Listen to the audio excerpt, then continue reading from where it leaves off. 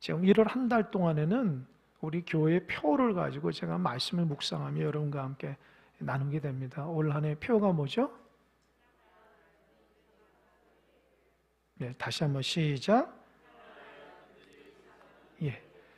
올해는 교회가 하나님의 은혜로 평안해서 든든히 서가는 교회가 될 수 있도록 우리가 많이 힘쓰고 했어야 되는데, 또 하나님의 말씀 속에서는 우리에게 평안하고 든든히 서가는 교회가 어떤 교회인지에 대해서 우리가 잘 말씀으로 묵상하며 지켜나가야 됩니다.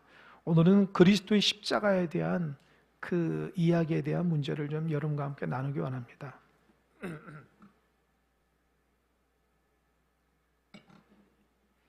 사도 바울이 변화되어서 2차 전도 때에 고린도라는 지역에 가서 하나님의 복음을 전해서 교회를 세웠습니다.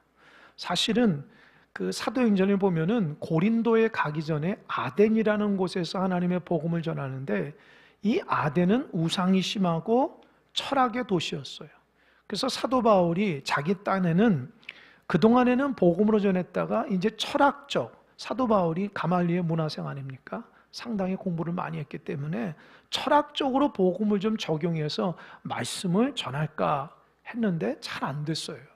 물론 그 말씀을 듣고 변화된 사람도 있었지만 다른 어떤 지역보다는 그렇게 많이 변화가 되질 않았습니다. 그래서 상심한 가운데 혼자 고린도라는 지역을 갔는데, 그 고린도에서 하나님께서 사도 바울을 위로하기 위해서 준비해 놓은 예비된 사람들이 있어요. 그분이 누구냐? 브리스길라와 아굴라라는 사람이에요. 이 브리스길라, 아굴라는 로마에 살고 있다가 신앙적으로 핍박을 당하니까 자유 때문에 추방당했어요. 그래서 고린도에까지 왔거든요. 이 고린도에 거하다가 사도 바울과 만나게 되는데, 그 우연찮게 만나는 그 장소거든요. 장막일을 같이 했기 때문에 장막일을 하다가 사도 바울도 장막, 또 브리스길라, 아굴라도 장막하다가 이 삶의 현장 가운데 만났는데 하나님께서 이게 만나게 해주신 거예요. 그러면서 그들이 그 하나님의 은혜를 나누니까 사도 바울이 브리스길라, 아굴라를 보니까 참 신실하거든요. 그들에게 예수 그리스도의 복음을 잘 전했습니다. 그리고 그들이 변화됐고, 또 그러다가 하나님께서 사도 바울을 위로해 주기 위해서 아덴에서 혼자 왔다고 그랬잖아요. 함께 동역했던 디모데와 실라를 함께 보내셨어요. 그러니까 사도 바울이 신이 나죠. 혼자 복음을 전하는 게 아니라 함께 믿음의 동역자를 만나니까 막 신이 나서 복음을 전해서 이런 회당에서 복음을 전하는데, 문제는 뭐냐? 고린도에 있는 회당에 있는 사람들이 사도 바울의 말을 듣지 않는 거예요. 참 이게 문제예요. 하나님을 알고 있는 사람들이 사도 바울이 구약의 말씀을 통해서 예비하신 예수 그리스도의 구원자 되시는 말씀을 전하는데 인정하지 않는 거예요. 그러니까 사도 바울이 마음이 상해서 어떻게 했냐, 내가 너희들은 아니고 이제는 이방인에게 복음을 전했다 해서 이 회당에서 나와서 그 옆에 있는 디도 유스도라는 이방인의 집에 가서 복음을 전하는데, 놀랍게도 그가 변화됐어요. 그리고 고린도 교회 첫 예배지가 디도 유스도라는 그 이방인 집이에요. 얼마나 그 집에서 은혜가 넘쳤냐면은 이 복음이 담장 밖으로 나가서 누가 변화됐냐? 회당장 그리스보라는 사람이 변화됐어요. 이건 기적 같은 일입니다. 얼마 전까지 회당에서 복음을 전하다가 사람들이 거부했는데, 그 자기를 거부했던 중심 측에 선 사람이 그리스보의 사람이에요. 그런데 그가 하나님의 말씀으로 변화가 됐다는 거예요. 여러분, 강팍한 사람도 복음을 들으면 변화되게 돼 있어요. 하나님께서 그 복음 가운데 역사했기 때문에 변화가 된다. 그러니까 여러분, 복음이 저와 여러분을 변화시키는 놀라운 하나님의 능력임을 믿으시기 바랍니다. 과거의 모든 죄의 모습을 다 깨끗게 할 수 있어요.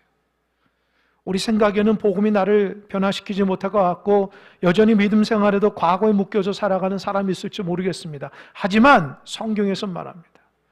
주님을 믿는 사람은 변화가 되고 그 복음 가운데 달라지는 인생이 된다는 거예요. 여러분, 그런 믿음으로 하나님 말씀을 듣는 여러분 되시길 바랍니다. 하나님의 말씀이 나를 변화시킨다고 하는 소망 가운데 말씀을 듣고 말씀을 볼 수 있어야 돼요. 그냥 습관적인 예배가 되질 않기 바랍니다. 여러분의 마음과 뜻과 힘을 다해서 그 말씀 듣는 순간 하나님의 말씀이 내 심령 고수를 쪼개서 내 죄를 드러내게 하고 하나님으로부터 거룩한 사람이 될 수 있도록 그런 기적 같은 역사가 일어난다고 하는 소망을 가지고 예배하는 여러분 되시길 바랍니다. 사도 바울이 감사했어요. 얼마나 기뻐하는지 몰라요. 그리스도가 달라졌으니까. 그리고 그 많은 사람에게도 복음을 더 전하게 됐는데, 그래도 사도 바울은 그 회당에서 이 모멸감을 느끼고 반대하는 사람들에게서 많이 괴롭힘을 당해서 이 마음속에 한켠에는 굉장히 두려운 마음이 있었어요. 이렇게 복음을 전하다가 죽는 건 아니까. 그래서 밤에 하나님 앞에 기도합니다. 하나님, 나를 다른 지역으로 복음 전도하게 해주세요. 그때 하나님이 나타나서 뭐라 하냐면, 바울아, 걱정하지 마라. 두려워하지 마라. 하나님의 복음을 말해라. 너 해야 할 자 없어. 내가 너를 돌볼 거야. 그러면서 주님께서 아주 결정적으로 이 성중에 내 백성이 많다라는 거예요. 자, 이 고린도라는 지역은 그 당시 항구 도시였고, 그래서 상업이 발달한 도시였어요. 그러니까 어떻게 해요? 사람들이 많이 모이고 돈이 모이니까 어떻게 해요? 자연적으로 타락하게 됐어요. 성적인 타락, 도덕적인 타락. 그리고 그 고린도라는 지역은 굉장히 학문이 발달해서 이 지혜와 지식이 토론하는 걸 좋아하니까 이 사도 바울의 말을 들으려고 하지 않는 거예요. 사도 바울의 말을 굉장히 초등학문처럼 생각했다는 거죠. 그러니까 사도 바울의 복음을 전할 때 굉장히 위축을 받았는데, 그때 하나님 뭐라고 했어요? 내가 너와 함께 했다. 너 해야 할 자 없어. 이 성중에 내 백성이, 예비된 하나님의 백성이 많다는 그 말씀을 듣고 마음을 접고 1년 6개월, 18개월 동안 고린도에서 하나님의 귀한 말씀을 사역하다가 하나님의 때가 돼서 또 다른 곳에 가게 돼서 복음을 전합니다. 그러니까 고린도 지역에서 고린도 교회는 하나님의 은혜로 세워진 교회예요. 근데 나중에 사도 바울이 3차 전도 때 들어보니까, 이 누구로부터 들어보니까 이 고린도 교회가 문제가 많다는 거예요. 지금 교회가 난리가 났다는 거예요. 그 말을 들어보니까 여러 가지 문제가 있어요. 그래서 그 마음에, 안타까운 마음에 정말 눈물을 흘리는 심정으로 쓴 편지가 고린도전서예요. 여러분, 고린도전서에서는 이 두 파트가 있어요. 사도 바울이 고린도 교회가 문제가 있다는 걸 듣고 그 문제에 대해서 조목조목 얘기하고 그러지 말라고 하는 이 교회 문제에 대한 언급에 대한 것이 있고요. 한 파트는 고린도 교회가 성장하는 데 있어서 이들이 바르지 못하고 또 알지 못하고 궁금한 것들에 대해서 가르쳐주는 한 파트가 있어요. 그러면 고린도 교회가 대체적으로 어떤 문제가 있었냐면, 첫 번째는 파벌이 있었다는 거예요. 교회 안에 같은 주님을 믿어도 이게 다 따로따로 나눠서 서로 싸웠다는 거예요. 분쟁을 했다는 거예요. 그게 첫 번째 파벌의 문제. 두 번째로는 아까도 얘기했죠. 그 고린도라는 지역은 음란한 도시예요. 이 고린도 그 한 중간에 아프로디테 신전이라는 것이 있는데, 그 신전에서 그 사제가, 여사제가 1000명인데 우리가 식대로 얘기하면 몸을 파는 여인이에요. 성적으로 그 사제예요. 그러니까 고린도 전체 지역에는 음란의 영이 많아가지고 하나님 앞에 거룩하지 못한 지역이거든요. 근데 교회 안에 그런 음란의 문화가 들어왔어요. 문제는 그걸 구별하지 못하고 용인하는데 문제가 있는 거예요. 그러니까 사도 바울이 그걸 지적하죠. 세 번째로는 고린도 교회 안에 문제가 생겼는데 그 문제를 하나님의 말씀으로 잘 화목하며 이끄는 것이 아니라 세상 법정에 나간 거예요. 하나님의 교회가 세상의 잣대로 이렇게 판단되어지는 것을 보고 너무너무 안타깝게 해서 그러지 말라고 얘기하는 거예요. 교회가 분란이 일어나면은 참 은혜스럽게 해결하지 못하고 세상 법정에 나가는 교회가 꽤 많습니다. 그러니까 사도 바울은 그 문제에서 지적하고 있는 거예요. 또 교회가 그 고린도 교회가 그 믿음으로 살아갈 때에 여러 가지 연약하여 알지 못하는 그런 어떤 궁금증이 있으니 그것이 하나면 결혼에 대한 문제, 이혼에 대한 문제도 언급하고 있고요. 또 한 가지는 이 고린도 지역에서 아까 말한 것처럼 이 아프로디테 신전에서 날마다 제사가 일어나니까 이 동물들, 짐승들이 죽어 나오거든요. 그 죽었던 그 고기가 시장에 팔리는 거예요. 근데 시장에 팔리니까 예수 믿는 사람들이 그거를 알면서도 사 먹는 사람 있고 모르면서 먹는 사람이 있는데 교회 안에 야, 우상의 제물을 왜 먹냐? 먹지 마라. 아니 먹어도 된다. 이것 때문에 고린도 교회 안에서 믿음의 강자와 약자끼리 막 싸우고 있었거든요. 그래서 그 문제에 대해서 얘기하고 또 고린도 교회 안에 예배에 여자들에게 두건을 쓰는 것 문제에 대해서도 아마 심각하게 문제가 일어났던 것 같아요. 또 교회 안에 하나님 주신 은사를 많이 주셨는데 그 은사를 제대로 활용하지 못해서 이 다툼이 일어났고 또 마지막 문제는 예수님의 부활에 대해서 어떤 이들이 없다고 생각한다. 그리고 그렇게 주장하는 사람들에게 부활에 대한 문제에 대해서 조목조목 얘기하고 있어요. 그래서 고린도전서를 읽어보면요. 참 어떻게 우리가 신앙생활에서 문제를 어떻게 다스려야 되는지 잘 알 수 있어요. 그래서 여러분 집에 가서 고린도전서 한번 읽어보십시오. 거기에는 나의 문제가 있고요. 그 문제를 어떻게 해결하고 우리 교회의 모습이 다 보이고 어떻게 교회를 어떻게 돼야 되는지 하나님의 뜻대로 해야 되는지 간에 그 사도 바울이 귀한 믿음의 영적 지도자의 귀한 가르침들이 있어요. 이제 그러면서 오늘 본문에서는요. 사도 바울이 가장 첫 번째로 얘기하고 있는 교회의 파벌, 파당에 대한 문제를 가지고 언급하고 있어요. 오늘 그 문제 가지고 여러분과 함께 말씀을 나누려고요. 10절 한번 읽어보겠습니다. 10절 다 같이 한번 읽어볼까요? 10절 큰 소리로 시작.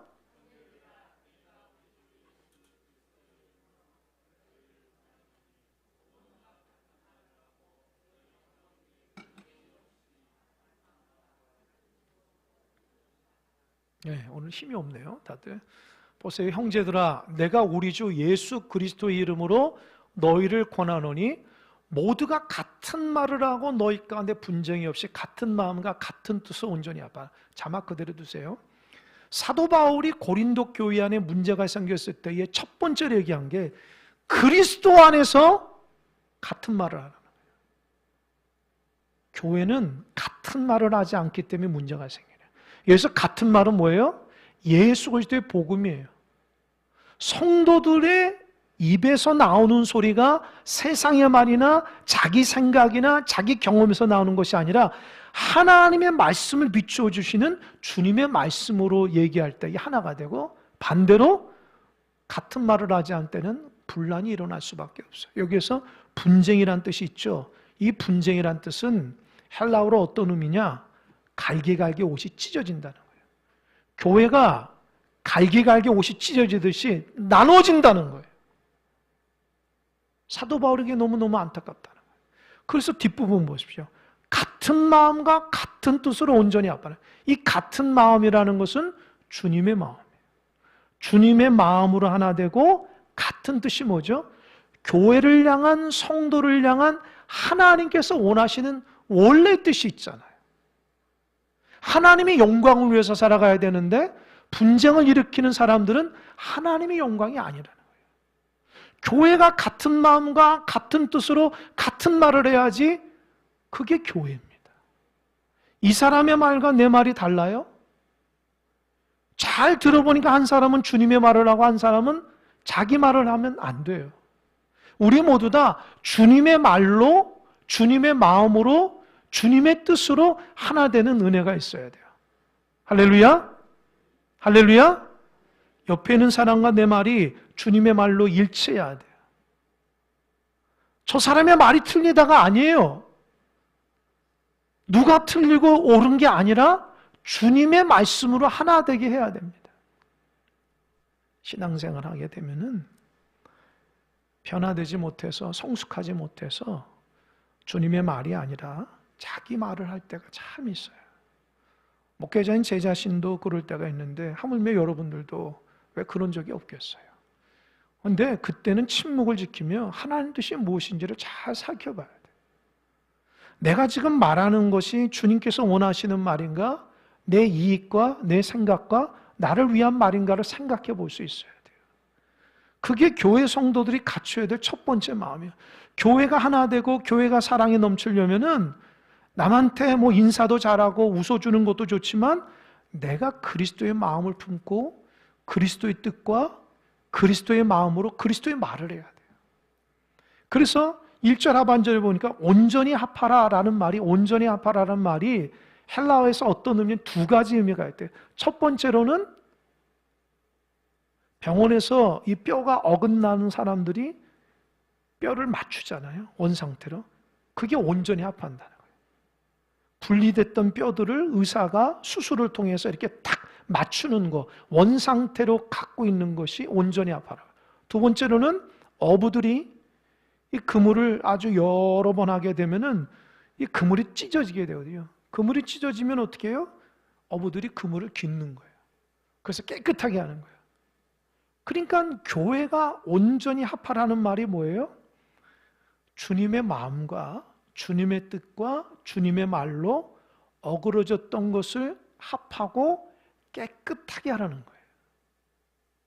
여러분 신앙생활하면서 여러분 눈에 성도나 교회가 연약한 부분이 보일 때가 있을 것입니다. 그럴 때는 어떻게 해야 되겠어요? 그런 부분들은 먼저 하나님께 기도하셔야 돼요. 하나님 세우신 귀한 교회가 하나님 연약합니다. 하나님 우리 성도들이 하나님 앞에 정말 반듯한 믿음의 상을 못하고 있습니다.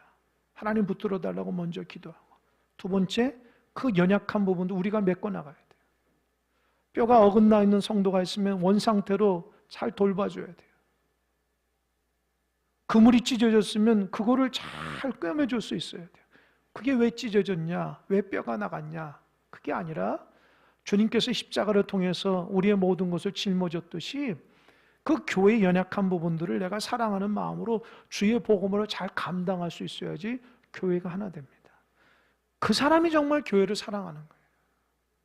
교회에 대한 냉철한 비판도 중요하지만 교회에 대한 주님의 마음으로 하나로 할 수 있는 그 피스메이커 역할을 감당하는 것이 얼마나 중요한지 몰라요. 교회 안에는 여러 사람들이 있어요.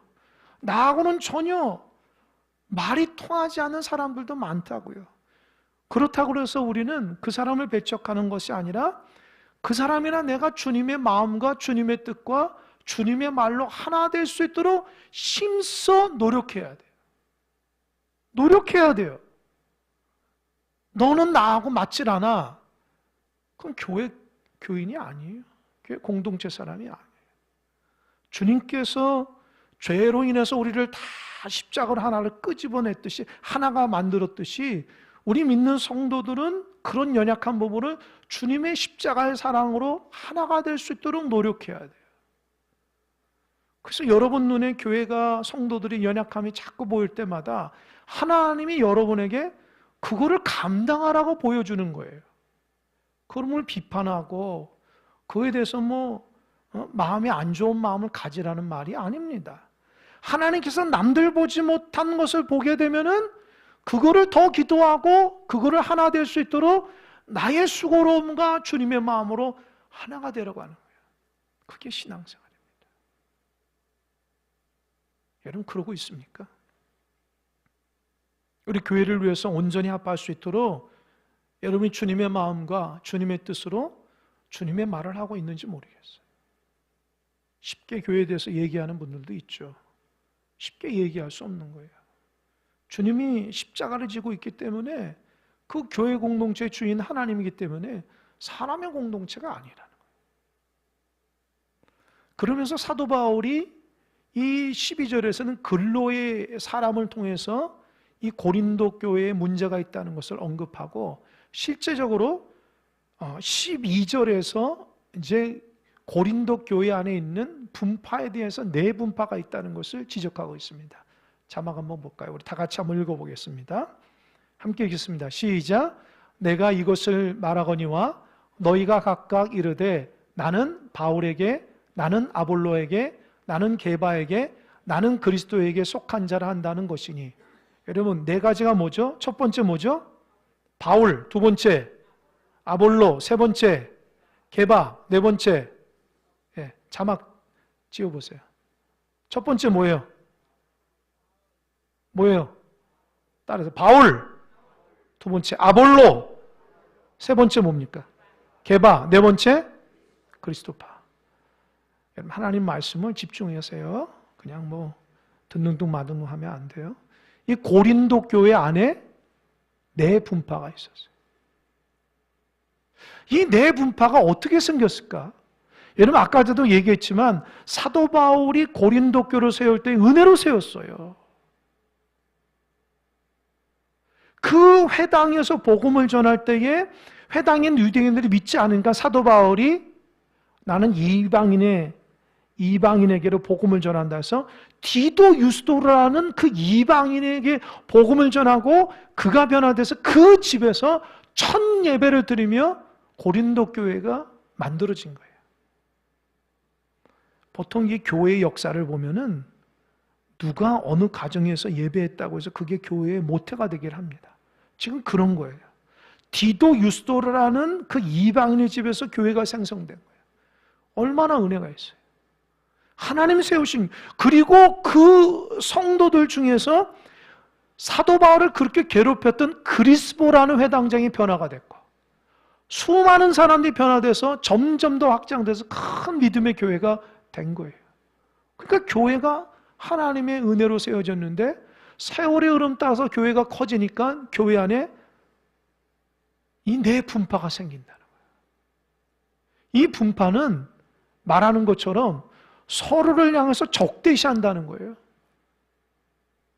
우리처럼 뭐 여전도의 남선교회 무슨 뭐 지역 그런 개념이 아니에요. 여기는요. 못 잡아먹어서 안달이에요. 자기들이 맞다고. 그 네 분파가 뭡니까? 첫 번째 이 바울파는 일대 목회자예요. 아까도 말한 것처럼 고린도 일대 목회자인데, 그러니까 일대 목회자로서 사도 바울에 대한 그 열정과 개척 정신과 그 복음을 듣고 변화된 성도들이 고린도 교회 주축을 이뤘어요. 그 사람이 누구냐? 이방인들이에요, 주로. 유대인들이 아니라. 아까 말한 거죠. 유대인들은 사도 바울을 좀 싫어해요. 왜냐하면 사도 바울이 오직 십자가만 앞세우고 율법에 대해서는 좋게 생각하지 않으니까 이 유대인들이 싫어하지만, 그러나 이방인들은 예수님을 통해서 그분만 믿으면 구원받는다고 하니까 너무너무 그 복음을 듣고 변화되는 거예요. 그러니까 고린도 교회 안에 사도 바울파가 많았어요. 이방인들이 은혜 받은 사람. 그 사람들이 한 주축을 이루는 거예요. 두 번째로는 무슨 파죠? 아볼로파입니다. 아볼로는 2대 목회자예요. 근데 사도행전을 보니까 아볼로가 어떻게 해서 고린도에 가는지 아십니까? 이 브리스길라 아굴라라는 사람이 에베소에 가보니까 그 에베소에서 아볼로라는 사람이 복음을 전하고 있는데 잘 들어보니까 이상한 복음을 전하거든요. 예수 그리스도의 십자가를 얘기하지 않고 세례 요한에 대한 세례에 대해만 얘기하는 거예요. 그래서 브리스길라 아굴라가 그 말을 듣고 안타까워서 아볼로를 부릅니다. 당신은 어디에서 신앙을 배웠습니까? 라고 하니까 아볼로는 알렉산드리아 출신이거든요. 이 알렉산드리아 지역이라는 것은 이 학문이 발달되죠. 대학이 많아요. 그래서 그들은 저기 뭡니까? 굉장히 공부를 많이 하는 지역이고, 그 아볼로는 특별히 어렸을 때부터 신동처럼 아주 학문이 뛰어나고 성경을 많이 읽었다는 거예요. 그래서 그가 성장해서 그 에베소에서 하나님 복음을 전하는데, 중요한 거는 그리스도를 제대로 만나지 못했기 때문에 세례 요한밖에 몰라요. 그러니까 그 사람에게 브리스길라 아굴라가 사도 바울을 통해서 예수님을 영접했듯이 그 아볼로에게도 예수님의 복음을 통해서 영접시켰어요. 그랬더니 아볼로가 변화가 받아가지고 마음에 기뻐가지고 전도하려고 어디까지 갈까? 에베소에서 고린도에까지 가게 된 거예요. 그래서 고린도에 가서 사도 바울이 그마침 다른 곳에 가가지고 갈 때에 2대 목회자로 고린도에 가서 사역을 하는 거예요. 여러분 2대 목회자인 아볼로는요 특징이 있어요. 똑똑했어요. 하나님의 말씀을 아주 논리적으로 잘 전했어요. 그러니까 사람들이 좋아했다고요. 여러분 고린도라는 지역은 헬레니즘 문화에 속해 있기 때문에 헬레니즘 문화 우리 아는 것처럼 아까 말한 철학과 지식과 지혜를 논하는 게 많아요, 사람들이. 그런데 사도 바울을 우리가 아는 것처럼 이 글은 참 잘 쓰지만 이 말이 좀 어눌함이 있었어요. 그런데 아볼로는 반대로 말을 기가 막히게 하는 거예요.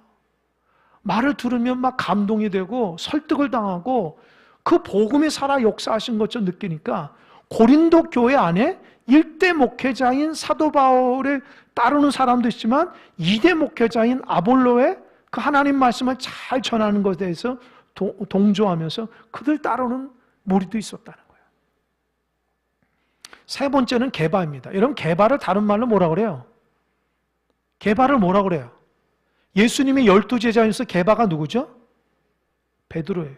베드로. 뭐 기억하세요? 베드로입니다. 게바는 베드로. 이 베드로는 그 당시에 예루살렘 교회 지도자입니다.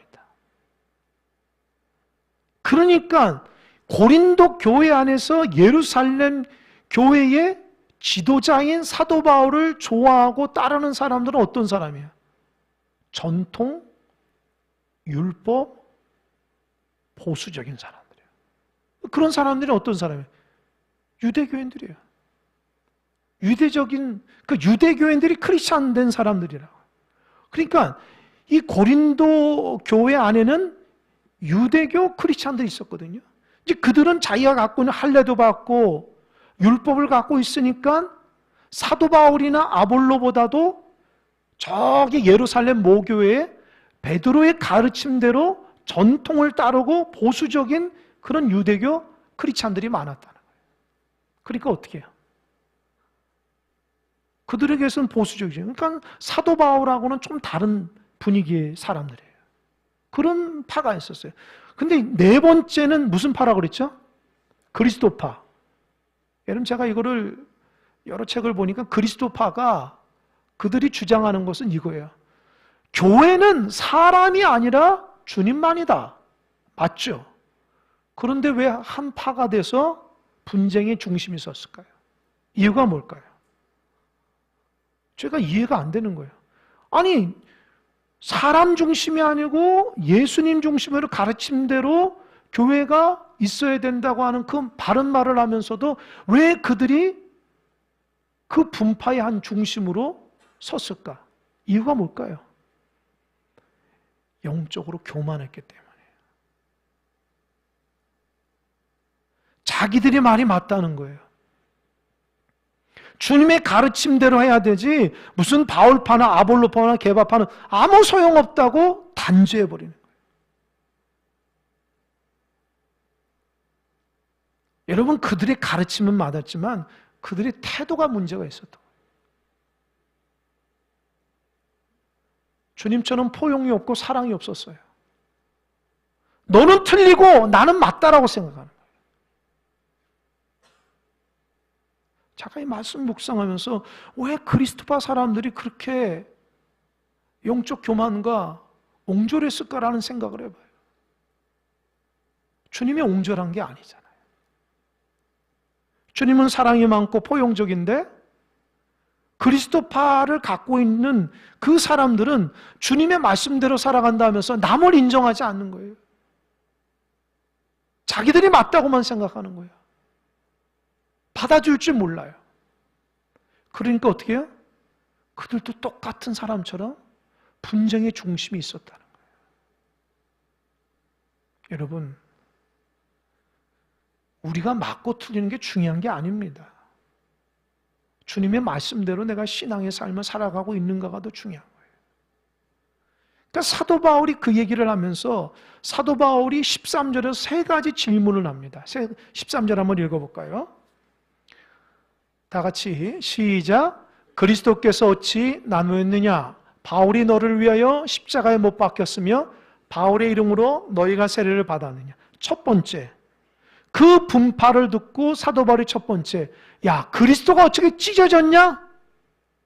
사도 바울은 교회는 한 몸이라는 거예요. 교회의 머리 대신 주님을 통해서 몸이 성도인데 서로 영향력이 있어야 돼요. 여기 팔이 없이 발만 있다고 그게 몸이에요? 아니죠. 어떤 성도는 팔이 역할을 하고 어떤 손 다리 역할을 하는, 그 머리 대신 주님을 통해서 다 공급을 받아서 그 머리 대신 주님의 명령을 받아서 우리 손과 발이 하나 되게 사용되는 거예요. 사도 바울이 얘기합니다. 고린도 교회는 주님의 몸이지 왜 너희들을 다 갈기가에 찢어놨냐. 두 번째, 바울이 너를 왜 십자가에 못 박였느냐. 여러분, 누가 십자가에 못 박았습니까? 누가 십자가에 못 박아 돌아가셨습니까? 바울입니까? 예수님입니까? 예수님이죠. 예수님이 십자가에 못 박힌 것은 우리의 죄와 우리의 허물 때문에 죽었는데, 사도 바울이 고린도 교회의 죄와 허물을 위해서 죽은 게 아니에요. 그리스도의 십자가의 복음을 전할 뿐이라고요. 그런데 사람들은 자기가 속한 바가 교회의 희생과 교회의 중심축이라 생각한 거예요. 교회의 넘버원이라고 생각한 거예요. 얘는 주님이 넘버원이지 우리가 어떻게 넘버원이에요? 사도 바울이 기가 막힌 거예요. 세 번째, 바울의 이름으로 너에게 세례를 받냐? 사도 바울은 분명하게 예수 그리스도의 이름으로 세례를 줬지 자기 이름으로 하지 않았다는 거예요. 여러분, 세례는 누구 이름으로 합니까? 목회자 이름이 아니에요. 예수님의 이름이에요. 예수님의 이름으로 목회자가 세례를 주는 거예요. 그거는 목회자가 주는 게 아니고 주님이 주시는 거예요. 세례는 내가 죽고 이제 주님이 내 안에서 살아갑니다. 내가 주님의 것입니다라고는 소유권을 주장하는 게 세례라고요. 사도 바울이 얘기합니다. 내가 언제 너희들에게 내 이름으로 세례 줬냐고. 왜 나를 추종하냐고. 주님의 이름으로 세례를 줬으면 너희들은 주님의 것이지 내 것 아니라는 거예요.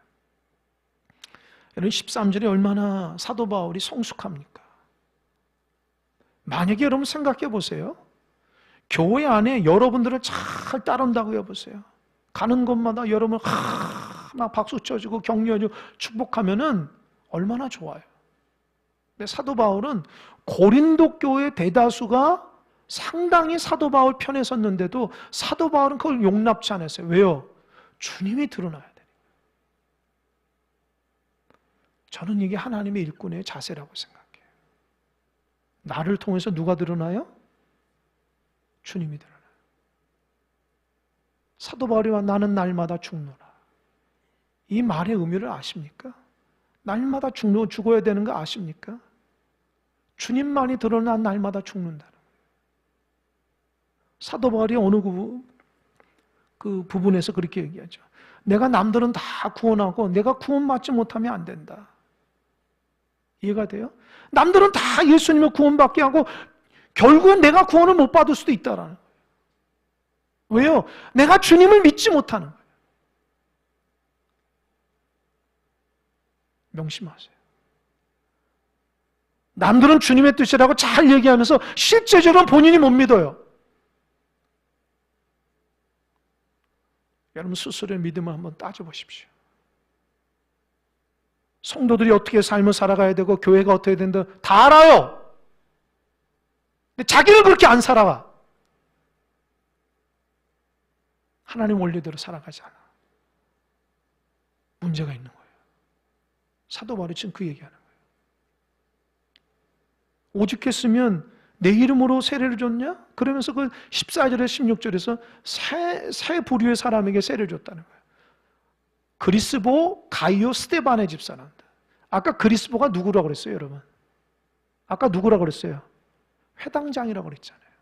자기를 그렇게 대적했던 회당장에 세례를 베풀었고, 가이오와 스데바나 집사람은 사도 바울이 복음을 전하는데 아주 물심양명으로 도와줬던 사람이에요. 집을 오픈하고 물질을 대접하고 음식을 대접하며 사도 바울이 복음 사역하는데 아주 상당히 도와줬던 사람이에요. 내가 그 사람들 말고는 세례 주지 않았다. 아주 극소수의 세례를 줬다는 거예요. 그것도 주님의 이름으로. 왜요? 사도 바울은 하나님의 귀한 교회를 섬겨나갈 때에 자기가 드러나는 것에서 아주 신경 썼다는 거예요.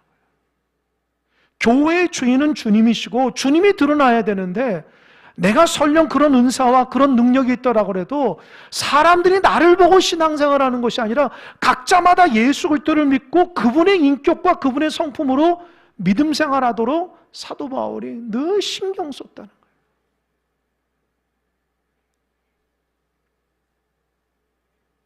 우리도 그 자세를 배울 수 있어야 돼요. 자꾸 나라는 존재를 드러내고 싶은 마음도 있어요. 주님이 싫어한다니까. 나를 통해서 주님이 자꾸 드러나야 돼요. 교회 안에서 그리스도의 향기가 곳곳마다 나야 돼요. 그 사람의 말을 통해서 주님이 하셨다고 고백하고 주님의 마음과 주의 사랑으로 교회 곳곳마다 일하는 현장 가운데, 모임 가운데 주님의 향기가 드러나야 돼요. 자기 은사가 어떻고 자기의 능력이 어땠고 자기 뜻대로 되지 않으면 안 되고 내 말 왜 안 듣냐? 왜 이것대로 해야 된다라고 하는 그게 아니라 주님의 향기와 주님의 은혜가 드러나야 된다. 참 사도 바울이 훌륭한 것 중에 하나가 제가 오늘 말씀 묵상하면서 참 얼마나 노이로제 걸릴 정도로 사도 바울은 자기를 드러내길 싫어했다는 거예요. 오직 주님만. 남에게 오는 칭찬도 조심스러웠다는 거예요.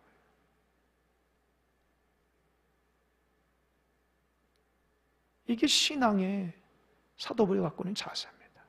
그래서 마지막으로 17절 한번 읽어보겠습니다. 17절 다 같이 읽겠습니다. 결말입니다. 시작. 그리스도께서 나를 보내심은 세례를 베풀게 하려 하심이 아니요 오직 복음을 전하게 하려 하심이로다. 말의 지혜로 하지 아니함은 그리스도의 십자가가 헛되지 않게 하려 함이라. 자막 그대로 두세요. 주님께서 나를 고린도에 보내고 수없이 많은 지역에서 교회를 세우신 이유가 뭐냐? 세례를 베풀려 하는 게 아니에요. 세례를 베푸는 게 좋지만 그 세례 때문에 내 사람으로 만들어서 내 세력을 이렇게 확장시키려고 하는 게 아니라 뭐라고 그랬어요? 오직 복음의 핵심은 뭐예요? 예수 그리스도를 드러내서 그 사람이 예수의 사람이 만드는 것이 하나님께서 나를 보내신 복음 사역자라는 거예요. 나를 통해서 주님만 드러나라는 거예요. 나를 추종하는 사람이 아니라, 그리고 그 복음을 전할 때 말의 지혜, 세상적인 논리와 세상적인 부드러움과 세상적인 어떤 그런 말로서 상대방을 설득하는 것이 아니라 그리스도의 십자가가 그렇게 하라는 거예요. 그냥 말만 잘하고 사람들 이랬다 저랬다 하는 것도 다 용납하듯이 그냥 위로만 해주고, 그게 아니라 그리스도의 십자가로 복음을 전해야 된다. 주님의 그 희생, 주님의 그 사랑, 주님의 그 복음, 그거 가지고 하라는 거예요. 명심하십시오, 여러분. 그리스도의 십자가 헛되지 않아야 돼요, 교회 안에. 여러분께서 교회에서 신앙생활 하면서 자꾸 말의 지혜로 하지 마시고 그리스도의 지혜로 하라는 거예요. 말의 지혜는 많이 배운 사람은 똑똑하니까 말도 잘하고 설득력도 있죠. 근데 신앙인들은 그게 아니라 그리스도의 십자가로 하라는 거예요. 그리스도의 십자가. 제가 말씀을 준비하면서 어느 기사를 봤는데 참 제가 조심스럽게 얘기합니다. 서울에 있는 한 강남의 큰 교회가 지금 분란에 휩싸였다고 합니다.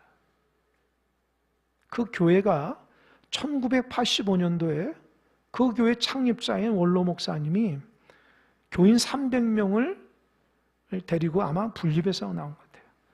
교회를 세웠는데 2017년에 은퇴하면서 그 300년 교회가 몇천 명이 됐어요.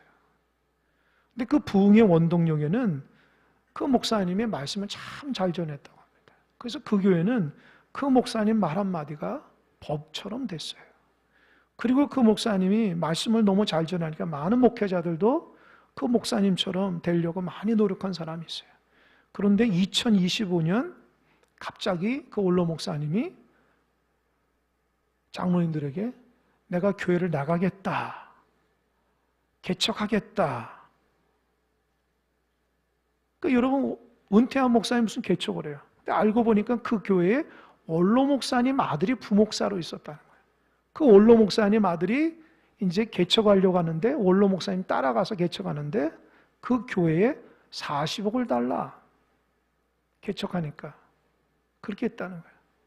그러니까 그 말을 듣고 성도들이, 담임 목사님 편에 선 사람들이 이건 아니다. 줄 수 없다. 원로 목사님은 내가 세웠으니까, 내가 이 정도 성장시켰으니 된다. 그러면서 무슨 얘기하냐면 그 강남에 있는 집 한 채 30평, 40평이 40억 된다는 거예요. 그러니까 그 목사님이 얘기하기를, 지금 집도 3, 40평이 40억 되는데 나를 따라서 몇백 명이 나올 텐데 그 교회를 세우고 하는데 그 정도 비용은 해야 되지 않냐. 그것 때문에 지금 난리가 난 거예요. 기사에도 나오고. 그래서 원로 목사파, 담임 목사파, 그래서 싸우고 이렇게 했다는 거예요. 제가 그 기사를 접하면서 참 하나님 앞에 회개의 마음이 들더라고요. 여러분, 제가 느끼는 건 그거예요. 돈이 문제가 아니고, 또 무슨 원로 목사나 담임 목사 그 파가 중요한 게 아니고, 교인들이나 목회자가 교회를 바라보는 교회론에 문제가 있는 거예요. 여러분, 교회의 주인은 누굽니까? 누구예요? 하나님이죠. 교회를 자기가 세운 게 어디 있어요? 하나님 세우셨죠. 하나님이 그 사람을 도구로 사용한 거죠. 근데 어느 순간 주인의식이 생겨서 교회를 자기가 세우고 자기의 영향력 안에 두고 있는 거예요. 그러니까 성도들 마음대로 데리고 나가서 개척하고 교회에 있는 모든 물질도 자기 것처럼 느끼는 거예요. 여러분, 그분의 수고로움은 대단한 거예요. 하지만 그분이 갖고 있는 교회로는 문제가 있는 거예요. 우리도 조심해야 돼요. 교회 안에 주님 말고는 드러내야 될 사람이 없어요. 내가 교회의 창립자고, 내가 교회를 세웠고, 내가 교회에 수고했으며 하나님이 아시면 되는 거예요. 근데 그 교회는 그것 때문에 지금 분란이 일어난 거예요. 참 요즘에 마음이 안타까워서 그거 놓고 기도하고 있어요. 그것 때문에 세상의 지탄을 받고 한국교회가 문제가 생기면 안 되는데 하나님 지혜롭게 해결해 달라고 기도하고 있습니다. 그러면서 어느 목사님의 묵상을 듣고는 제가 큰 감동을 받았어요. 어느 목사님이 그런 얘기를 해요. 아내가, 자기도 나이가 들고 아내가 나이가 들어가지고 아내가 좀 귀에 문제가 생겨가지고 잘 듣지 못해서 보청기를 하러 갔다는 거예요. 이 보청기를 딱 하고 차를 타고 오는데 그 아내 대신 사모님이 그런 얘기를 했다. 여보, 나는 당신 차가 좋은 차라서 소리가 하나도 안 들리는 줄 알았다고.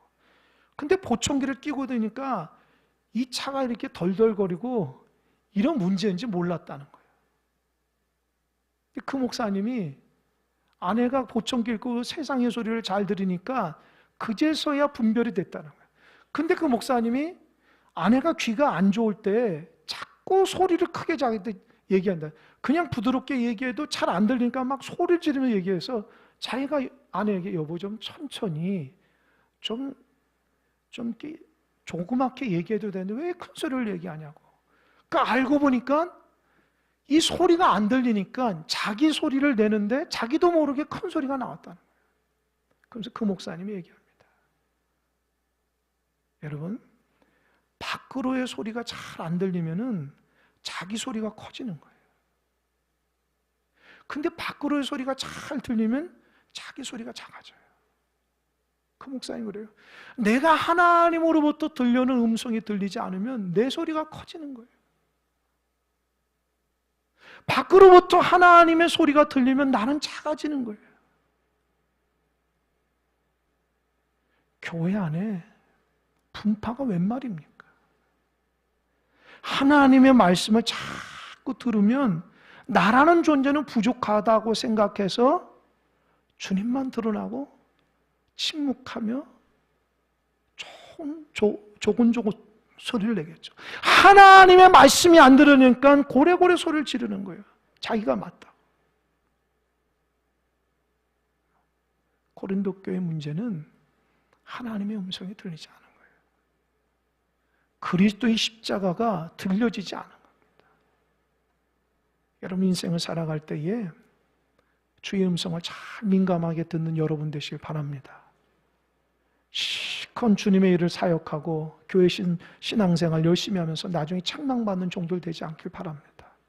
오직 교회는 그리스도의 십자가가 헛되이 되지 않도록 오직 주님만 드러내는 그 조심스러움이 있어야 돼요.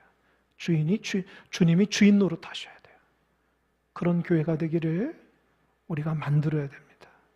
오늘날에 교회가 평안하고 든든히 서가려면 저와 여러분들이 소리가 작아져야 돼요.